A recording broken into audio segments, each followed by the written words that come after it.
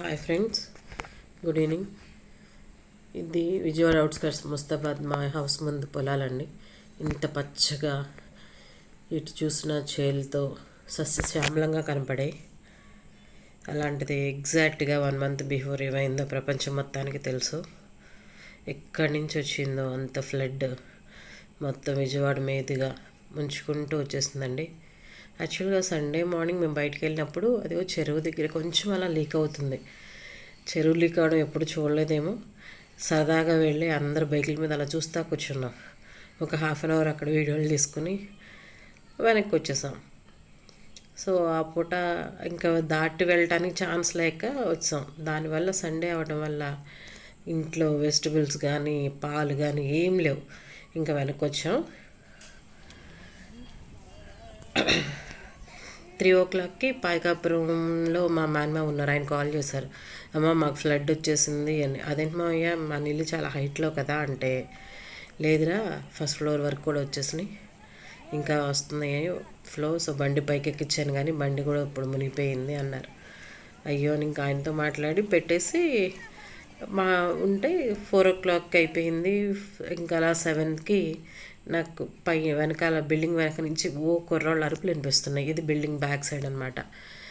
గబగబా పైకి టెర్రస్ మీదకి వెళ్ళేసరికి మనకు వచ్చేసింది ఫ్లడ్ అని. అసలు ఎక్కడ విజయవాడ, ఎక్కడ ముస్తాబాద్ అండి. ఈజీగా సరౌండింగ్ వేసుకుని ఒక 40 kilometers ఉంటుంది చుట్టూగా వేసుకుంటే. షార్ట్ కట్ తీసుకుంటే ఒక 15-16 kilometersలో మేము విజయవాడకు వస్తామన్నమాట. మొత్తం బుడమేరంతా కలిపి ఆ విజయవాడ మీదుగా ఫ్లైఓవర్ క్రిందుగా ఫ్లిప్కార్ట్ వాటన్నిటిని ముంచుకుని, ఫ్లిప్కార్ట్ రిలయన్స్ అన్నీ మునిగిపోయి చుట్టూరు పొలాలన్నీ ముంచేసుకుంటూ వచ్చేసిందండి వరద. ఎటు చూసినా పచ్చదనంతో కళకళలాడేది. ఏ సైడ్ చూసినా 4 sides ఆఫ్ బిల్డింగ్, ఎటు చూసినా సరే వాటరే. అది రీసెంట్గా జగన్ గవర్నమెంట్లో కట్టిన కాలనీ అండి. అలాట్ కూడా చేశారు. దగ్గర దగ్గర ఒక 150 families వరకు కూడా ఉంటున్నారు. సో అది మొత్తం మునిగిపోయింది. సరే ఇటువైపు దారి లేదు కదా, గన్నవరం సైడ్ వెళ్దామంటే గన్నవరం అలా భీకరంగా పొంగుతుంది. అదిగోండి అక్కడ జగన్ అన్న కాలనీలో ఉన్న వాళ్ళని బోట్లో అలా రెస్క్యూ చేశారు. మాది బిల్డింగే. సో బిల్డింగ్కి 4 sides 9 feet 10 feet వరకు తన్ని పెట్టినాయి కానీ లోపలికైతే రాలేదండి. చాలా హైట్ మా బిల్డింగ్. కాకపోతే ప్రాబ్లం ఏమొచ్చిందంటే సండే బయటకు వెళ్ళకపోబట్టి ఈవెన్ ఇంట్లో వెజిటబుల్స్ కానీ పాలు కానీ ఏం లేవండి. అక్కడి వరకు వెళ్ళి వెనక్కి వచ్చేసాం. నాకేమో ఇంట్లో పెద్ద ఆయన ఉన్నారు, 85+ ఉంటుంది ఏజ్. గ్రాసరీస్ అంటే మంత్లీ వన్స్ తెచ్చుకున్నాం కాబట్టి గ్రాసరీస్ కంప్లీట్గా ఉన్నాయి, ఇబ్బంది పడలా. ఎన్ని రోజులు పప్పు అని తన పప్పుచారు, పప్పు మధుపప్పు ఇంట్లో పిక్కలేసరికి 4th day కల్లా పెద్ద ఆయనకు వామిటింగ్ స్టార్ట్ అయినాయి. ఏం చేయాలి, బయటకు వెళ్ళడానికి లేదు, ఇల్లు దాటి బయటకు రావడానికి లేదు. ఇక 5th day కొంచెం ఇంటి ముందు వాటర్ కొద్దిగా లెవెల్ దిగిందనమాట. అయినా సరే వెజిటబుల్స్ పంపిణీ చాలా చిన్న ఊరు మాది. బయట షాప్స్ ఏవి ఓపెన్ చేసి లేవా అంటే అని చెప్పని పిల్లలు కాల్ చేసి చెప్పారు అడిగితే. సో చాలా క్రిటికల్ కండిషన్ అండి. అందే వాళ్ళకి డెఫినెట్గా బాగా అందినాయి. ఈవెన్ గుణదల్లో మాది వేరే హౌస్ ఉంది, అక్కడ వాళ్ళ ఫ్లడ్కి ఏమాత్రం ఎఫెక్ట్ అవ్వాలి, బట్ వాళ్ళకి ఫుడ్ కానీ మిల్క్ కానీ చాలా బాగా అంది. ఎవరైతే ఫ్లడ్లో ఎఫెక్ట్ అయ్యి ఉన్నామో, ఇదిగోండి చూడండి మా గుమ్మం ముందు నీళ్ళు అలా, అది దగ్గర దగ్గర 8 feet ఉన్నాయి అక్కడ. చాలా అది 10 అడుగుల రాళ్ళు అనమాట ఆ కాంపౌండ్ వాల్. దానిలో రెండు రాళ్ళే కనిపిస్తున్నాయి చూడండి. అక్కడ పక్కన సమాధులు ఉంటాయి, అవి అస్సలు కంప్లీట్గా మునిగిపోయినాయి.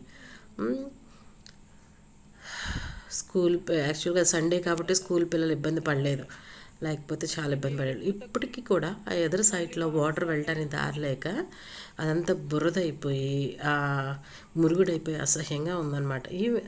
ఆ 4th day నుంచి 4th day వరకు సప్లై లేదు కదా, అవన్నీ చెరువు నీళ్ళు అవడంతో నేను అక్కడే బట్టలు వాష్ చేసుకున్నాను. ఇప్పుడు నీళ్ళన్నీ కిందకి దిగి చేలు ఆ మురుగు నుంచి బయటకు వచ్చి చేలు ఎండిపోతున్నాయండి. ఇవన్నీ ఎప్పటికీ సెటరేట్ అవుతాయి అనేది మరి మనమే ఊహించుకోవాలి.